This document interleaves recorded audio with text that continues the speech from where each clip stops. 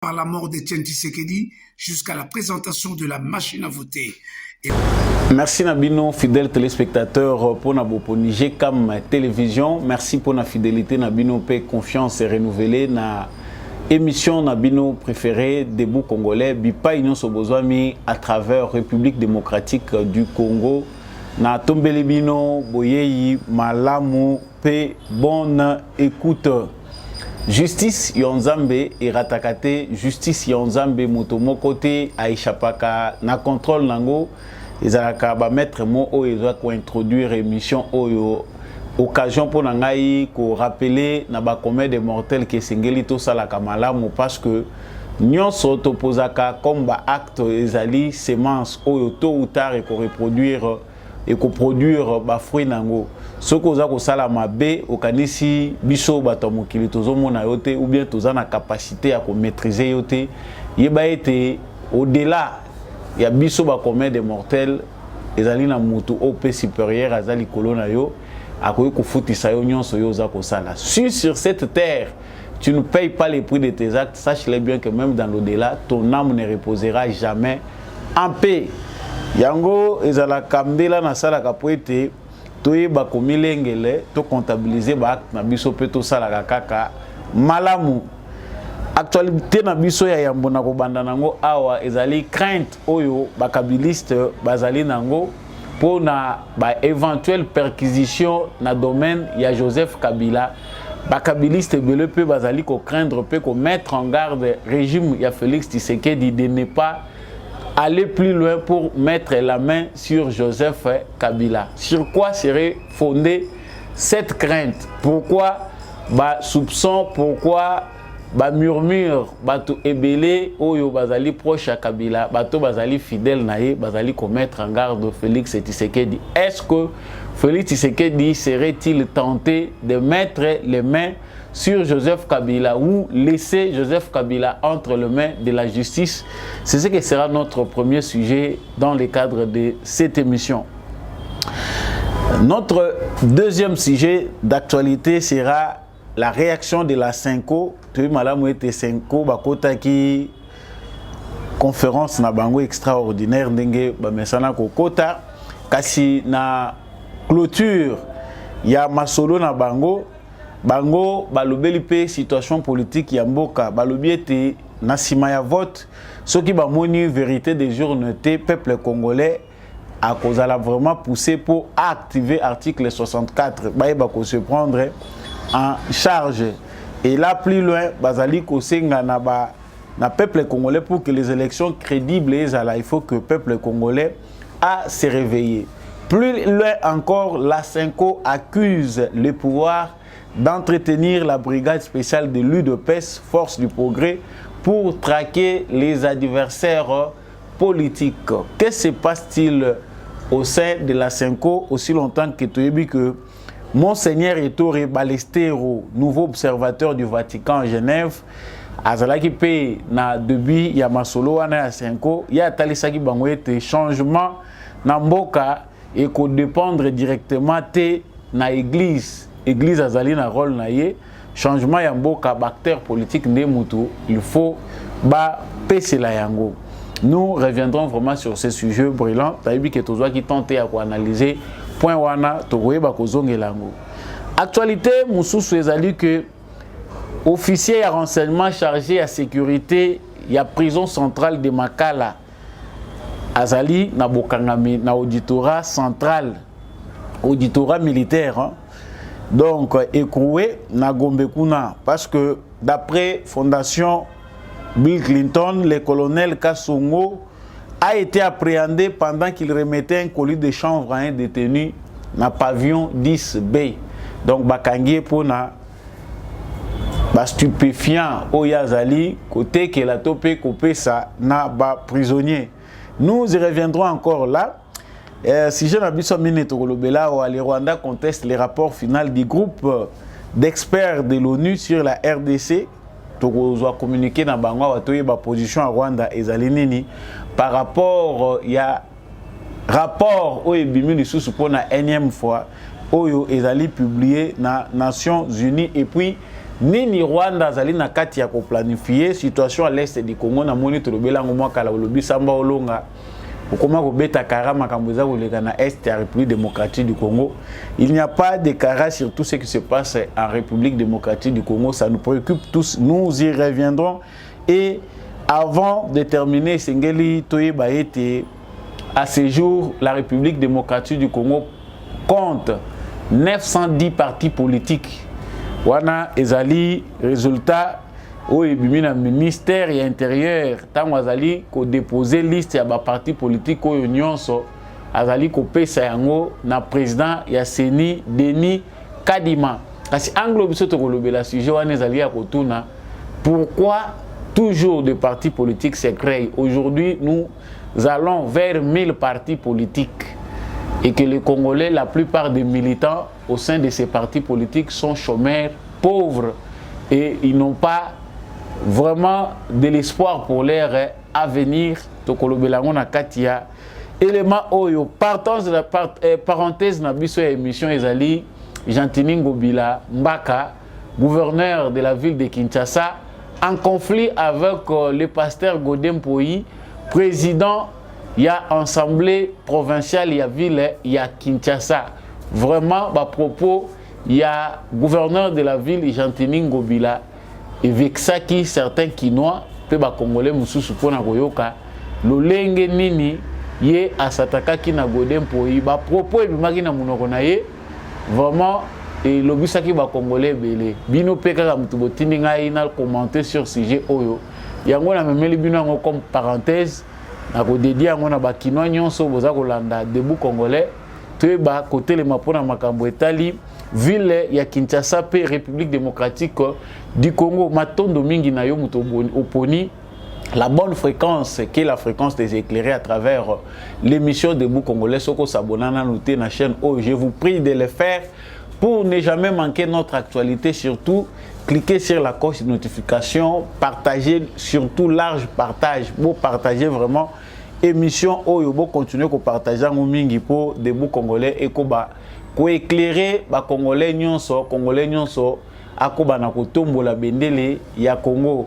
Tikela biso pe commentaire depuis ville nini ozali ko sepela na émission Oyo, ville ya République démocratique du Congo depuis pays nini à travers monde ozali kolanda biso na commentaire petit ka yango soko sepeli na émission na yo natala kabino malamu. Donc spécialement na pesi matondo na bandeko baza kolanda biso depuis Allemagne. Merci mingi pe na bandeko bozolanda biso depuis Edmonton na Canada. Voilà, de retour dans notre actualité. Nauti koloba wa likambo ya bakabiliste tubutaki komona na courant semaine oyo perquisition salema qui pa ya moko ya ba cadre ya PPRD. Ces derniers temps ba soupçon, ba murmure, ba accusation infondée, topé fondée ezali kobima mingi na bato oyo bazali ko se considérer comme étant des opposants contre les régimes en place. Accusation ezali nini bakabiliste belé bazali komona que intention ya pouvoir ya Félix Tshisekedi ezali ya kocha maboko sur Joseph Kabila. Makambo nazo lobo na kanisi bosi botangi ngo mbala na mbala. Bakabiliste baza ko mettre en garde le président Félix Tshisekedi soki alingi ko oser ko toucher na sénateur à vie Joseph Kabila ayeba ete Congo ekozala na kimiate. C'est pas moi qui l'ai dit, ezalinde bango mutu baza kolobango. Selon bango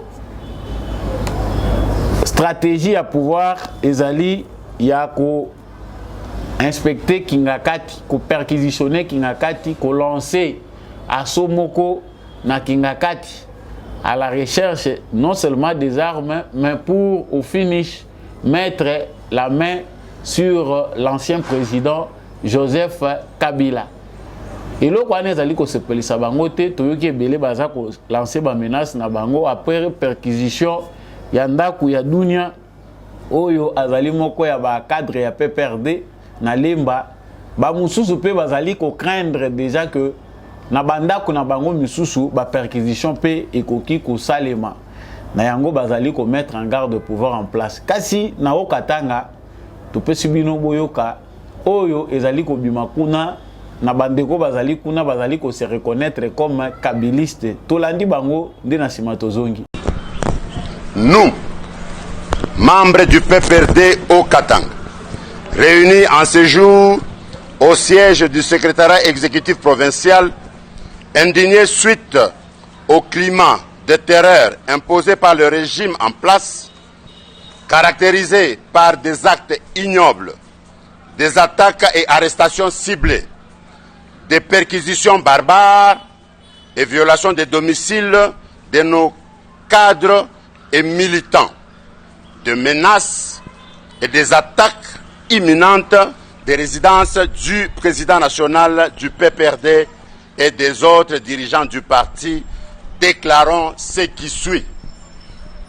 Dénonçons le plan machiavélique ourdi dans les laboratoires du régime en place, consistant à anéantir le camarade Joseph Kabila Kabange par une opération militaire, des perquisitions à Kingakati, à Kashamata et autres de ses propriétés, ainsi que des résidences de ses collaborateurs du parti.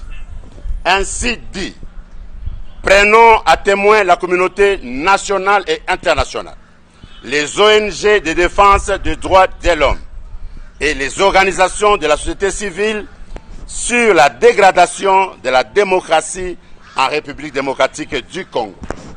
Réitérons, 2. Le soutien indéfectible du PPRD au Katanga, au président national du PPRD, le camarade, nous citons, Joseph Kabila Kabange, et appelons à la vigilance tout azimut de tous les militantes et de tous les militants de notre parti, le PPRD en particulier, et le peuple congolais en général, pour faire échec à la dictature de ces régimes aux abois et fin mandat. Ainsi fait. Voilà, nakanisi bolandi malamu bandeko philosophie ya ba propos na bango logique dans laquelle stratégie na bango topé communication na bango ezali ko s'asseoir. C'est-à-dire bango bazali na pensée ya kolinga ete basimbate na leader na bango oyo pona bango azali porteur d'espoir d'un bon Congo qu'il avait construit. Yango bango balingi te mutu asakana na Joseph Kabila pona kokende ko toucher. Là, c'est le fait tel que tozali koyokela yango. Mais qu'est-ce qui se passe réellement? Quel rapport existe-t-il encore entre Félix Tshisekedi na Joseph Kabila? Eza lisusu information te. Tosi toyebi ke uta coalition FCC cache Salemaki. Déjà, il y a eu une rupture au premier degré. Il y a une relation où ezalaki ko lié Félix Tshisekedi na Joseph Kabila. Batebile babandai ko s'entendre que ezali nango simple décision politique bakabani na bango. Le deal reste encore. Mais tu as vu que Outa coalition et Koufa, si par hasard, hein, parce que tu as habité Magamusu dans l'ombre d'Enge Salemaga. Depuis coalition Wane Koufi, l'isolo, il y a Joseph Kabila na Félix Tshisekedi et Komaki Kosalema par l'entremise des personnes. Ça dit si Joseph Kabila souhaite d'être éclairé sur une décision que prend Félix Tshisekedi. Oh, il n'est pas allé dans la vie, il n'est pas allé comme on a mabé, Tshisekedi a dit que la mona mato y a moto. De la même manière que si Félix Tshisekedi veut voir clair sur un dossier, où il y a allé découvrir pour la première fois, Aline Koyeba, Nenge Nini, et Salemaki, c'est à travers des émissaires. Mais dans le moment où tu as allé Koloba, peut-être dénoncer qu'il y a une émission ébélée. Joseph Kabila, à travers Bakolit Naé, à travers les gens qu'il a enrichi, bateau y a servir.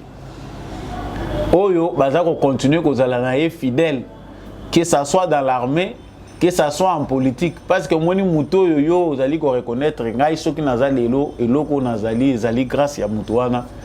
peu importe rupture na bino mais na fin fond na yo wana ozalaka kana moi devoir moko ya conscience propre na yo qui en tout cas ata soki nakoko loba mabe mais muto yo naza ko devoir y respect par rapport à ce que je suis devenu aujourd'hui.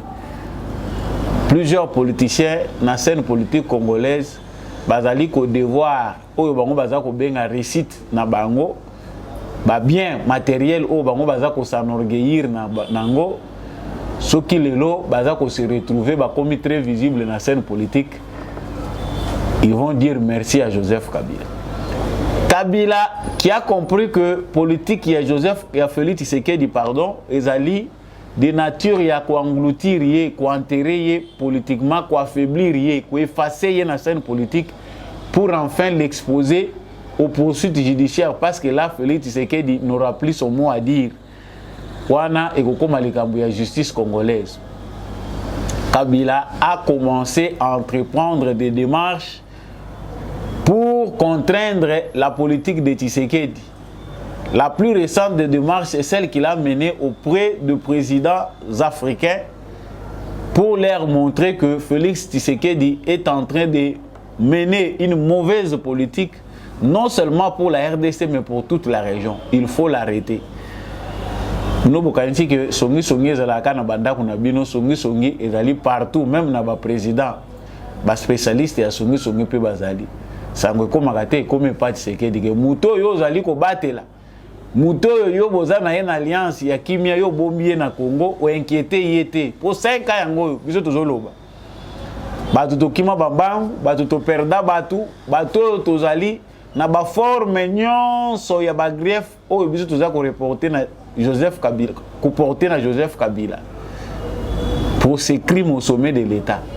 Pour l'ensemble du peuple congolais, Joseph Kabila était et serait toujours un criminel d'État. Mais au nom de ces gestes que tout le monde, Moutounions andimaki, au nom de la paix, Bissonions ba Congolais, tout Nimana nous voit oyo, et allez voir moko, et qu'on aider Bissoto qui est un changement sans qu'il y ait ben de son. Mais yango et bimi lokola, s'il y a faiblesse, c'est pas bandeko mususu. Ce sont les informations reçues par Félix Tshisekedi.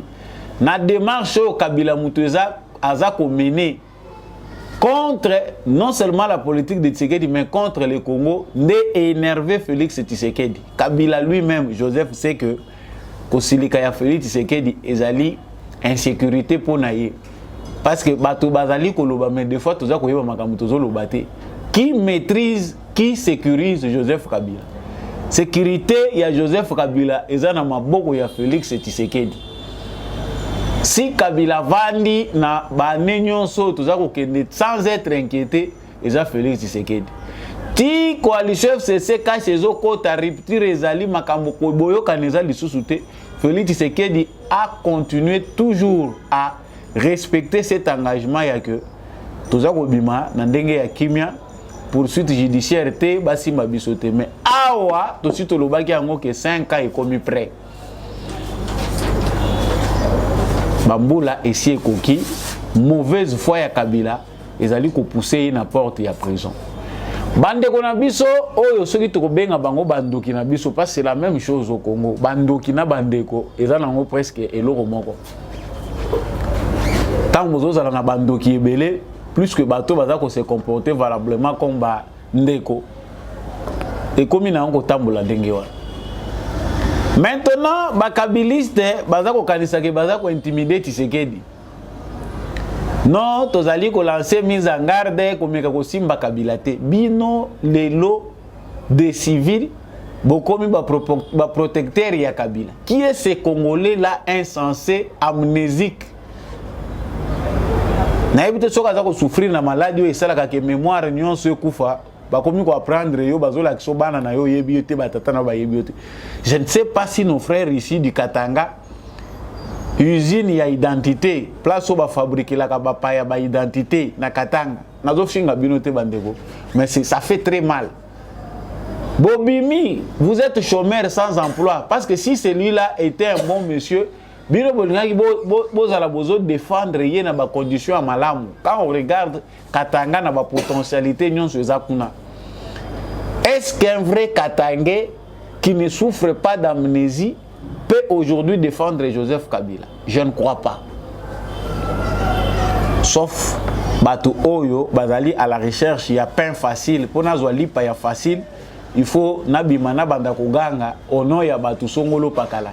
Qui vous trompe que Binonde Moutoubokozala na capacité à protéger Kabila? Mise en garde, c'est Salimaki Naye, na ba activité où Yazali Komene. On a dit plusieurs fois à Joseph Kabila que ba pécier d'information que Tozali Koyo Kamakamozali Kosalemaki yo Ozali impliqué dans la situation, il y a qu'à créer insécurité dans le point tel et tel et tel. Tu sais que dit, c'est un politicien très honnête. Avant d'engager n'importe qui, Alobakana nous a informé. Kabila a été déjà informé dans l'action à Mabéa menée contre la République. Outa Babanda qui va singana bango en Afrique du Sud. Ils ont tout fait en Afrique du Sud, place Batia qui est état-major na bango pour détruire Tshisekedi. Mais on va se poser question, on a plusieurs émissions. Qu'est-ce que vous n'avez pas tenté? Nini Bomeka quitté Ezali Bozali ko penser que Ezali sous faisable. Qu'est-ce qui n'a pas été tenté pour déstabiliser Félix Tshisekedi? Tant armée en oignon, son anu basimba qui a été l'autre côté. Cour constitutionnelle en haut Ezali qui n'a pas beaucoup na bino. Nyon Ezali qui n'a pas beaucoup na bino. Vous n'avez pas réussi. Bon, nous sommes s'opérer, Félix Tshisekedi a augmenté en puissance. Bino, c'est aujourd'hui que vous allez lancer une mise en garde à Félix Tshisekedi. C'est déjà trop tard. La porte de la prison est déjà ouverte pour M. Joseph Kabila. Comme il n'a pas le temps d'expier ses fautes, péché naïe à Toubela, à réparer préjudice au a causé na peuple congolais, sa place est en prison. Moutouya Malamu, après acte, il a sorti par la grande porte au alternance civilisée, démocratique, tout ça, père de la démocratie. Si Kabila était un humain, Azali na sagesse na katinaye, il aurait encore renforcé davantage. Point wana positif. Pour effacer l'image où les Congolais bazana ngona mutu na ye. Mais par contre, c'est le même Kabila et sa femme qui deviennent un obstacle. Outre bateau musu bazako rejoindre bango, bazako comme obstacle pour un changement au biso tozako lukana mboka na biso. Vous voyez les gens mauvais partout. Effectivement, il y a des têtes à couper si nous voulons les changements en République démocratique du Congo. Il n'y a pas que les élections, il y a des gens nuisibles. Et à l'occurrence, c'est que Joseph Kabila aujourd'hui. Yango Bandeko Bazako Kanisake Tshisekedi est en train de Azako Sakanana moto, Tshisekedi, ceux qui a Simbi Kabila, Mboka Oye Kozala paralysé. Non, l'échelle ne tombera pas. Poser la question à Chadari, on ne peut pas nous intimider, tout ça. Comment ça s'est passé? Tiba Tikala silencieux Ningi Bavandi. Parce qu'il y a des gens aujourd'hui qui nous envoient des analyses au Moni, Boza Koloba Malamu, même Binomo Tang Bozo Talawana, Bozo Monateke Tshisekedi va très loin. Est-ce que Kokanga Kabila, côté Towutaki, les Alaki pire, côté Tozo Kende, ce n'est plus Bakozala intouchable les sous-soutés. Parce que Batebele, message Wana Bazako trouver qu'ils peuvent faire tout ce qu'ils veulent et Tshisekedi a Ozalaka observateur na Bango. Non. En route pour le deuxième mandat, c'est vrai, Bakoba est ébélé, mais il y a des têtes à couper pour que les Congolais vivent tranquillement.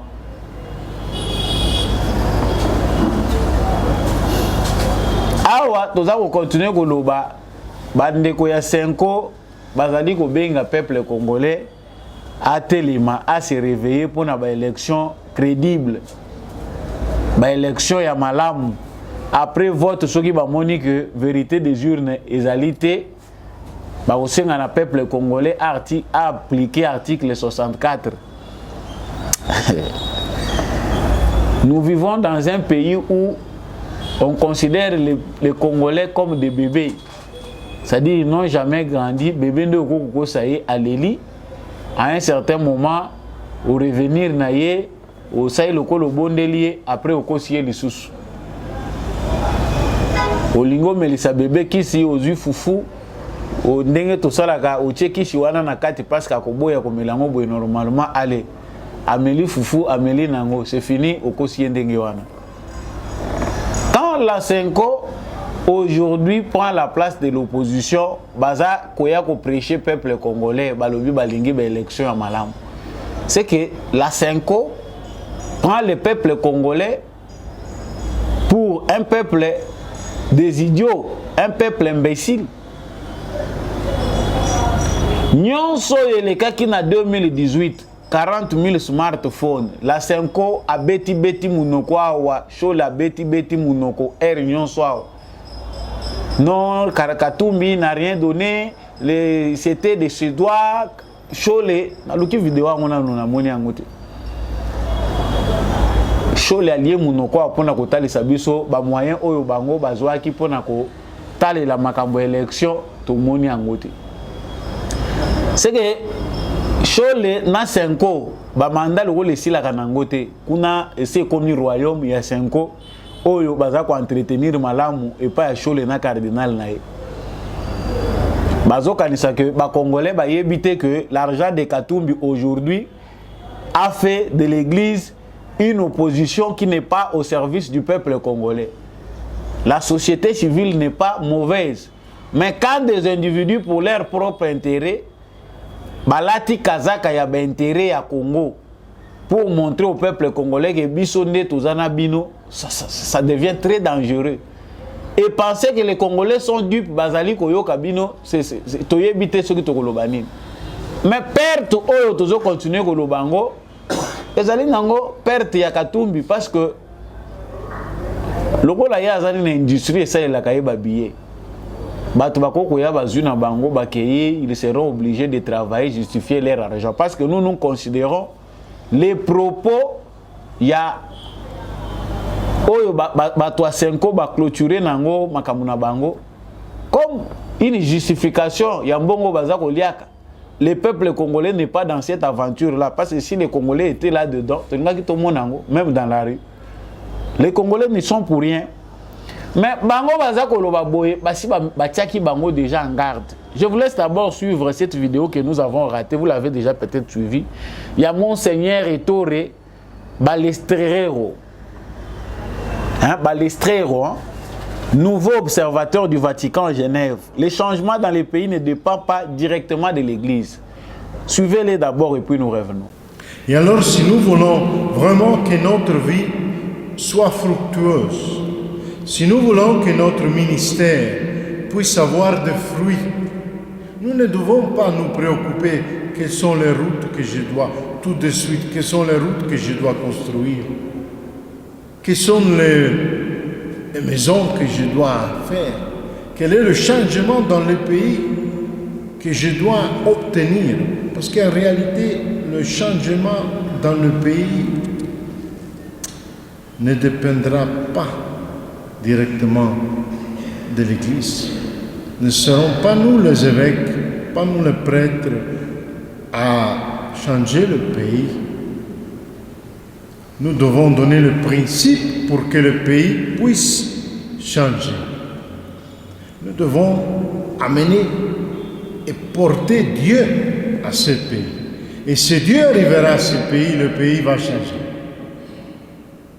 Mais si nous sommes très préoccupés de faire ce qui ne relève pas à nous, et nous ne préoccupons pas, et nous n'avons pas le souci de faire vraiment ce qui relève directement à nous, il n'y aura personne qui fera ce que nous faisons. Et nous ne serons jamais capables de faire ce qu'aux autres relève de faire. Et nous perdrons beaucoup de temps, d'énergie, et nous éloignons de la perspective qui nous vient de Dieu. Mettre Dieu au centre. Ça, c'est ce que l'Église est appelée à faire dans tout le monde et, bien sûr, dans la RDC.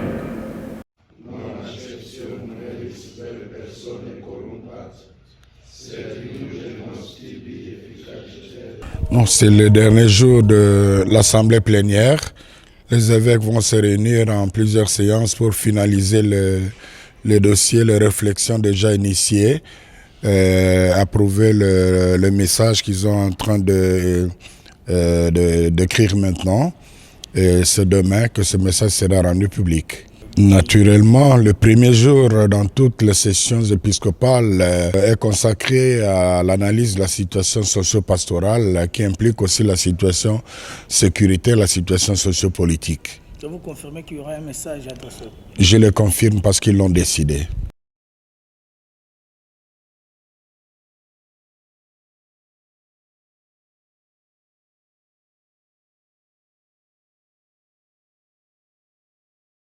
Voilà.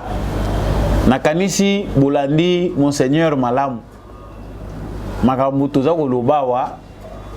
Eza kolata un peu plus chaque jour. On dirait batu mususu basi batie ba koto na matoi na bango likolo ya bolingo ya mbongo. Le pape est venu. Mateya ya pape o ateya ki basango pona kolakisa bango batika bolingo ya mbongo. Ezaki nango prédication dans les déserts. Le pape prêchait dans les déserts parce que l'église du Congo, pour ne pas parler seulement de l'église catholique aujourd'hui, est entre les mains des égoïstes, des avares. Batoyo, mbongo, nde komi préoccupation na bango. Papa lobi yango ake tango aza kosala rapport na Vatican, alobeli yango lisusu matérialisme, baza musika, médiocrité spirituelle ese lati bango na bolingo ya mbongo. Mais awa eloko oyo Monseigneur oyo observateur ya Vatican à Genève azali koloba lisusu, il est entré dans le même angle que le propos ya pape tango azali ko exhorter a mbongo na batu na ye. C'est-à-dire, le Vatican fait tout pour orienter Fridolin en mbongo na basango yo balingi mbongo awa. Parce que mbongo na bango ça rime. Que bon se concentrer sur makambo etali église, laisser la politique aux politiciens. S'il y a un mot à dire, bobimi bolobi mona bino mais bobi malibanda ya politique waya awa business eza juté. Eza difficile pour na basango oyo balati déjà vision oyo Fridolin ambongo azanango bazonga sima pour na makambo etali politique. Mutu azo prêcher bino normalement parce que changement ngwe ko ya na mboka eza ko dépendre na action na bino. Même si vous devez exhorter bino pe boko ipe ko yebisa batu ko faire comprendre batu ko la musa batu ko interpeller ba autorité, mais est-ce que changement et que ça les masso impulsion na bino to e ko dépendre directement na bino. Nyonso wana ezali côté na désert. Après ba baby si lisusu na communiqué final ils ont ta balobi makambo balobaki awa ya lobi balobaki ate lo côté ba bimi bakei. Mais tant ba ke ko silisa oya bango kuna wana kutu etali bango ti. Tellement qu'ils sont aveuglés par les gains injustes, le Vatican aujourd'hui parle notre langage par rapport à Bakambi, l'église na Congo, concernant la politique de la République démocratique du Congo. L'homme qu'on félicite partout, à travers le monde, qui a dirigé Mboka Moko, est difficile à gouverner. Yewanande azali cible ya bato bazali komibenga ba pasteur to basango ya église catholique. Félix Tshisekedi c'est la mauvaise personne. Pour na basango lelo, Félix Tshisekedi c'est la mauvaise personne. Mais c'est simple. Ko constituer équipe ya campagne, soki ko tia mbongo directeur ya campagne, chole soka ko zala adjoint, soki financier ba ko tia nani. De présenter ça clairement au peuple congolais au lieu de chercher à nous manipuler. Et l'ongo wana yena ba question sécuritaire. Une affaire des inciviques oyo balata ki la belle ya force du progrès L'année passée, bakangaki bango air makambo ya Rwandais, kanga Rwandais simba machete bimaki pour les gens qui ne maîtrisent pas la communication. Il y a des jeunes ou babimaki na ou brigade spéciale, on sait que c'était une manipulation. Batindaki bango kotinda pour salir l'image. C'est un quoi le côté ango. Non, brigade spéciale ya IDPS ezali wana pona ko traquer ba adversaire politique. Non?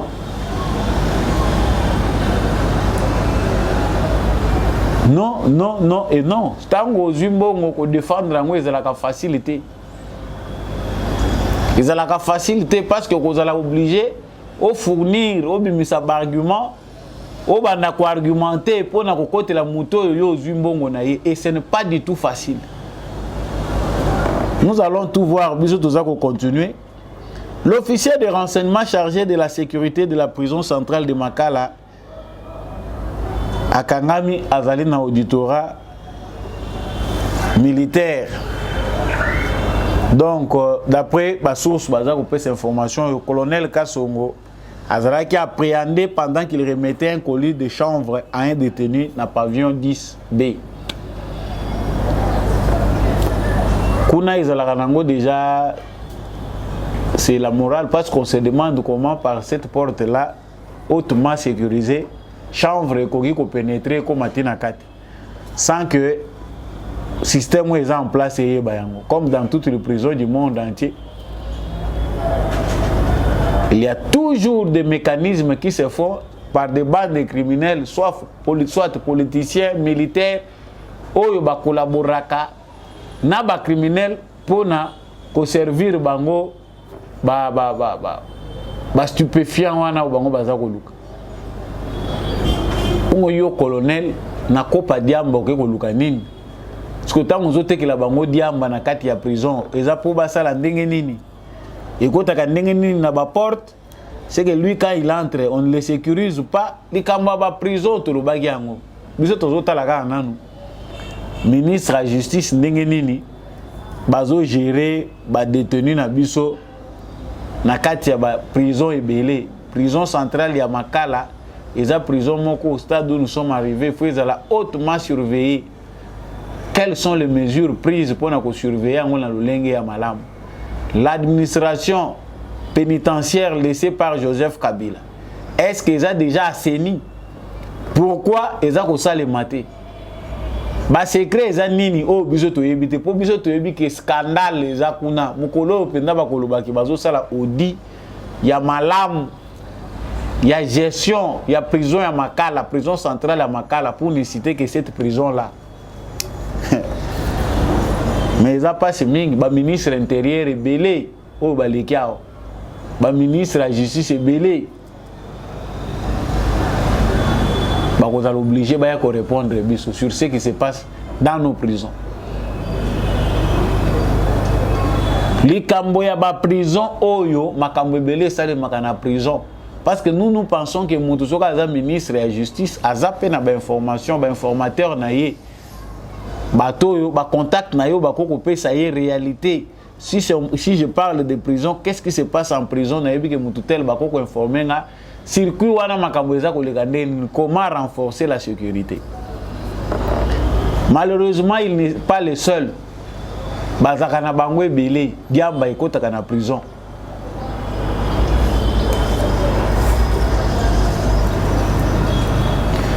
Les Rwandais contestent les rapports final du groupe d'experts de l'ONU sur la RDC. Communiqué na bango ndenge bozomo nango, le communiqué du Rwanda bazali ko condamner rapport ya ba expert oyo ba pesi concernant musala oyo bango bazako sala na République démocratique du Congo.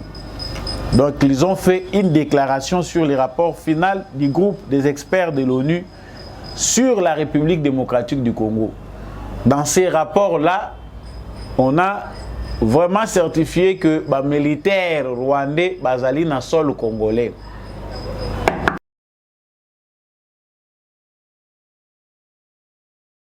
Donc ces militaires-là présence na bango est certifié que Rwanda a côté bango na Congo na bibundeli na bango technologie est avancée. Parce qu'on a quatre rapport ya Nations Unies a pesi ba détail wana nyonso important ba photo ya ba drone ndenge ba capturer présence ya ba militaire rwandais na ndenge baza kokota, tout ça c'est documenté.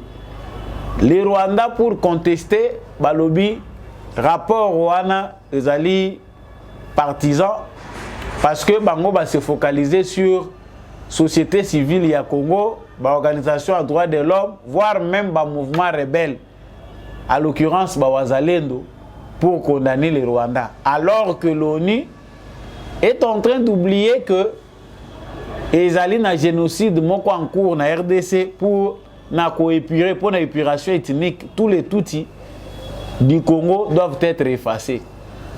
Yango bango balobi baza kozwa ba mesure nyonso ba disposition sécuritaire pour na sécuriser espace aérien na bango contre éventuelles menaces. Pourquoi cette agitation de Kigali? Bango moko bayebi que la RDC na ngambu na bango baza ko se préparer. Na ngambu ya RDC ça se prépare. Les rapports ya Nations Unies yo ezanango du tout tendre été.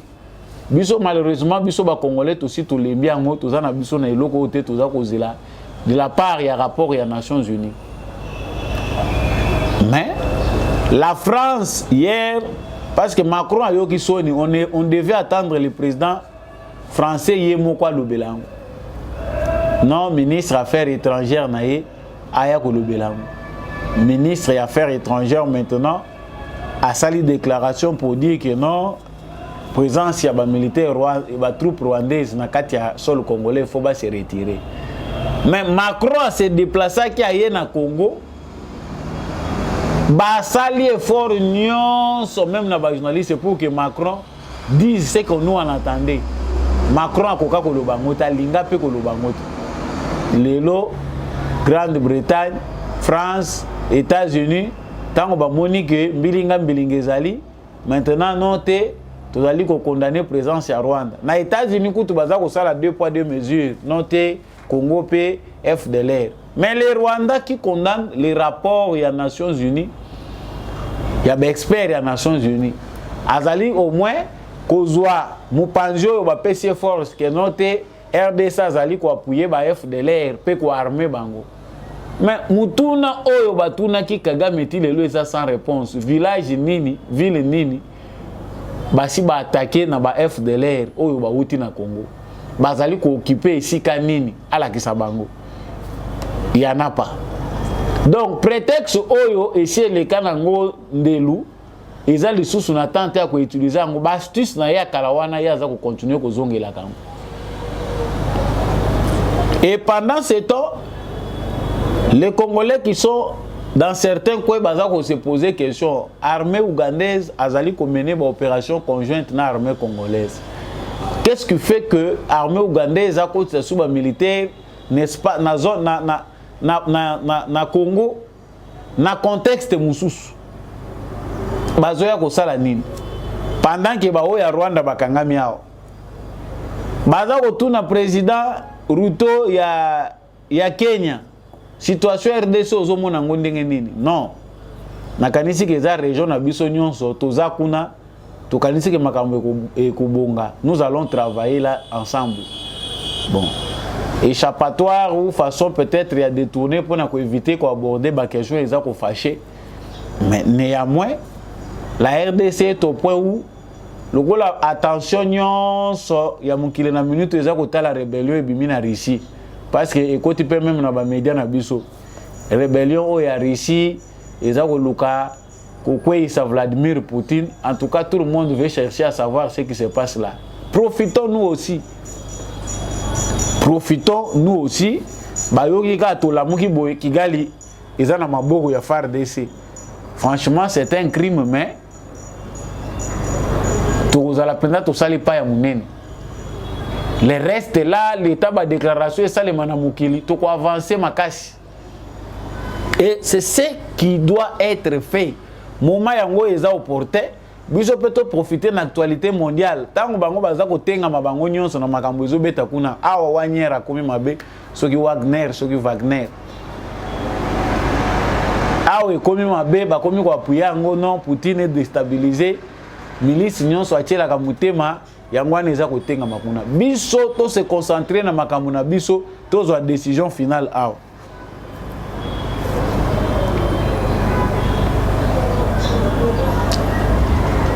Actualité oyo eza ko pesa nga pasi na mutema oyo eza ko bimisa ba jeune belé tisi koyo mukili eza en évolution mais otali nombre ba congolais bazali demander ya ba visa européen na visa américain eza ko continuer ko doubler ko tripler les congolais baza ko continuer ko kima mboka na bango biso tozo zela ba industrie awa toza ko zela entrepreneur ba ko pesa emploi na ba jeune rapport oyo toza ko zwa awa tangu Peter Kazadi azali ko remettre liste ya ba parti politique na Denis Kadima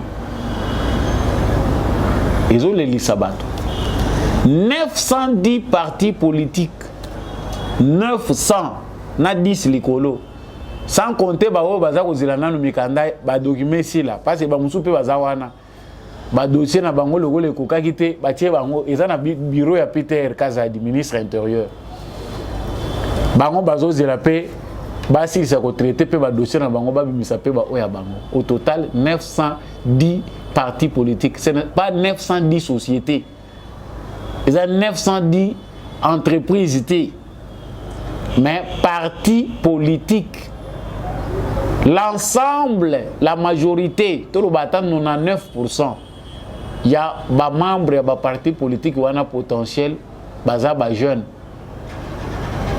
et ces jeunes là sont aussi majoritairement pauvres sans emploi sans avenir yebisangai ya solo penda toza ko luka ko avancer na ba réflexion ya on a mituna kaka question nos cerveaux servent à quoi.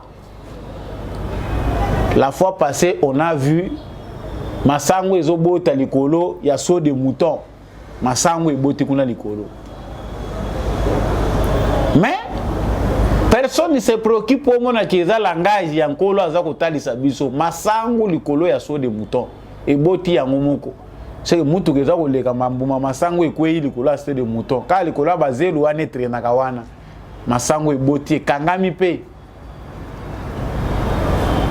Nous dans les églises en train de prier wana ba intellectuel congolais oyebi na onzambe za mabete cela ne doit pas seulement vous pousser à créer une église ba intellectuel congolais bazo créer mingi ba église na ba parti politique l'église parce que je vais être seul gestionnaire mutu na nga ba compte azate wana papa wana visionnaire je gère seul les finances soki eza ko mata bana na nga ba kepoto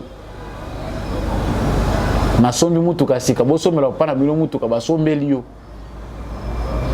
Les partis politiques, je mets mes frères, je place celui-ci, je mets celui-ci. Naebi ke soki ba sengi ngana tinda ba soki ka to komika na 8 députés. Ah, tout ça déjà na poste ministériel. Ba mususu na za sir bazati na nzela ba Congo côté ba kendaka kuna. Bazo ke ne ko luka renfort tozo akaka ba député belé po biso pe tozo na ba ministre. Finalement avec cette allure toza ko tuna tant biso nyonso au finish tozali na tentation à komona que c'est en politique où il y a beaucoup d'argent. C'est que famille o ezangi politicien, famille o ezangi ministre, ezangi député, ezangi maudite. On cherche les hommes d'affaires, on cherche des entrepreneurs. Oyo sur base il y a climat et affaires au président de la République azako luka ke ezala malamu. Battre les mises économie à Congo, ba pesa emploi na ba jeune na ba chômeur rebelle toza na bango. Panier à ménagère et comme quand même consistant. Mais eloko baza ko créer industrie na biso ezali ko créer kaka ba église na ba parti politique. Bandeko, ça fait très mal que dans tout ça, les jeunes ne mutu bazali kozala traîner na kati ya bêtise. Soki yo ndimi na yo ozala kaka ntaba. Taba père moko ezala atamboli ntaba za tetu. Ato tchaki na singa yer moko muni abuki makolo alobi te na kokende susu te. Okobomelanga awa. Pour terminer, je voulais suivre ces propos du gouverneur de la ville Gentini Ngobila qui s'oppose à Godem Poyi, le président de l'Assemblée nationale, et puis nous revenons. Mboka na mboka eza na bakolo na mboka na mboka eza na bakonzi na o biso mokonzi ba ponela biso na mboka Congo azali mona Kisasa comme on a Félix Antoine Tshisekedi Tshilombo o biso mokonzi ba ponela biso gouverneur ya Kinshasa azali mona Kisasa botami na Kisasa akoni na Kinshasa comme on a Gentini Ngobila Mbaka bato mususu na moni bakoleka na ba télévision o nga na kola na Kalina o nga na kola na Bandalungwa to moni bango ba uti mboka ba ye na Bandalungwa awo bana pa noko na ye vieux major aye na Kimkolo lelo alingo bimagala mona Kisasa aza pe na courage ko kosa bana Kisasa na télévision pour na n'importe quoi. Alors Namboko to yu batsala nzambe bazandenge na ndenge ba pasteur Mutombo ba pasteur Konde ba pasteur Mukuna batumoko ya Bosembo batumoko formidable o so soli na ye au monde maintenant voilà aujourd'hui moi liteya aujourd'hui moi lobiko aujourd'hui moi bénédiction ba o to ko mona ya lokuta na ndenge mabebo ezali pasi mingi eza ko pesa pasi pe mawa mais nzambe nde ya kofuta bango bango moko bakozonga na nzela po lokuta esukaka na lokuta. Voilà wana mboke lengi kine lengi. Vous avez bien reconnu dans cette vidéo le gouverneur de la ville de Kinshasa boyo ko neza lisusu te tozongi na ba débat na biso ya ba uta na ba vrai kinois. Et pourtant, comme vous le voyez, dans la suite encore, il y a une vidéo à Moukousé. Il n'y a pas 2 semaines, il y a 2 semaines passées. Ngobila na Godem Poyi, Bazako Pesa Nambote, on est en train de nous présenter Ndenge Nini Bayokani. Il n'y a pas de problème dans la ville de Kinshasa, il n'y a pas de problème entre le gouverneur de la ville et le président de l'Assemblée nationale. Biso bato sala ka banaliste yebisa ki bino ke kota la langage corporel rien ne prouve que makambo za ko lobana munoko ezali vraiment ko bala nana o eza ko salema parce que avoir notre pasteur Godem Poyi azalaki vraiment du mérite ya o ebandai ko salema wana soit après quelques jours tozoko yoka ba propos modèle oyo. D'ailleurs, abota makana ina Kinshasa te. Auta kamboka. Mais cher gouverneur, Kinshasa salema na bauta te. Bauta nde basali Kinshasa. Soki bateke na baumbu bako réclamer Kinshasa na bango. Biso nyonso bauta Kinshasa ezande bauta nde baya basala Kinshasa. Kinshasa ozomone tongami bakinois baza ko se réclamer être kinois. Bauta nde Kinshasa. Eloba mabele lisi. Bauta nde mutu basala Kinshasa. Bato nyonso bautaka quelque part na ndenge Kinshasa commis aujourd'hui la belle ville où mutu nyonso azana besoin za la wana to yo lobino te ya na kimukolo mais azaka kinois ata yaka na 20 ans ata yaka na 30 ans azaka kinois siko biso ba kinois toza kozela misala. Voilà ce que nous donne et commis conflit entre président de l'Assemblée nationale na gouverneur. Pona nini milimo ya André Kimbute linko tika vila Kinshasa te. Biso toloba mingi mbange koma ko sala pasi pona vila Kinshasa. Ville mobimba ezana demo moko alingaka audit te. Doso bazo sala audit et comme il a problème bako ko auditer te. Kimbuta na ndenga kei. Soki balobika ke audit elinge banda Kimbuta limwe il est en voyage au Azawa nandenga kei tutukala koyeba te clairement mbongo ya ville ya Kinshasa ebandaki kokende ndenge nini oyo ezalaki attribué na province bato bafuta ba taxe Kimbuta na bwatu po o matango bazolakisa taxe moko soki taxe Kimbuta futa yango soko futa yango te okozwa bwatu te na maluku kuna okende soki wapi. Aujourd'hui Godem Poyi muto yelaki biso éclairage pasteur alobi en tout cas il faut tout monde clair na mbongo eza kobima mbongo eza kozwa na ba banque na compte ya ville ya Kinshasa eza boni toyeba eza kosalema ndenge nini na ebité pour la nini ba député provinciaux na ba mususu eza ko préoccuper bango te. Donc na kati wana guerre d'intérêt, le président de l'Assemblée nationale va chercher à convaincre nazomona clair tawa le gouverneur de la ville a aussi ses députés à l'éto elana bateau na minito bazali ko bénéficier na concurrence bazali ko bénéficier na conflit, ce sont les chers députés a ngana liaka bien pango bila bobo mamoto bo sala bo tout ça pour flouer les Kinois. Kinshasa eza ko kotisa mbongo ebele mbongo wana eza orienté ndenge nini mbongo eza ko bima chaque jour pour la salubrité oyo ezokende na ba organisation ba structure mike toza ko benga ba ONG, c'est-à-dire mbongo ya ville ya Kinshasa na cadre ya salubrité ba pesa kango na ma groupe moko boye baza ko benga ngo ba ONG bango nde mutu baza chargé assainissement ya ville ya Kinshasa mais faut tala ndenge nini basalela ka musala ngo biso tolobi kaka émission biso mokola lelo esuki wana azaki nesengo koyeba bino ebele. Bon week-end na bino esika nyonso bozwami tozala nde bomoko na bolingo ekolo na biso soko sepelaki na analyse oyo tika commentaire. Merci na bato boza na chat bozali ko échanger vraiment sur ba sujet important oyo tozali ko kabola na bino. Merci na bino nyonso bozolanda biso depuis France, depuis Angleterre, Canada, boza mokili mobimba congolais akomi soso pemba zanga kamboka te. Nazaki moya kotanga bisika nyonso bozalaka mais toza ensemble. Merci na soutien na bino na samba Olonga, merci mingi une équipe technique qui accompagne Kinga Yandeko. Mbi à chaque pour cette émission oyo comme la bino. Merci na apôtre Gérard Kabea. Na Pesimbote et pas ya l'homme de la vérité des urnes Jean-Louis Timbalanga. Merci mingi na maman Bilonda, bon week-end à vous. Merci na maman Lisette Mombendou et papa Boniface Mpunga. Spécialement merci mingi na bandeko nyonso oyo bazali kolanda debout congolais. Continuons à être ensemble, pour partager l'émission oyo, pour soutenir yango, bendele koyate, ngai na bino, to monani na émission prochaine.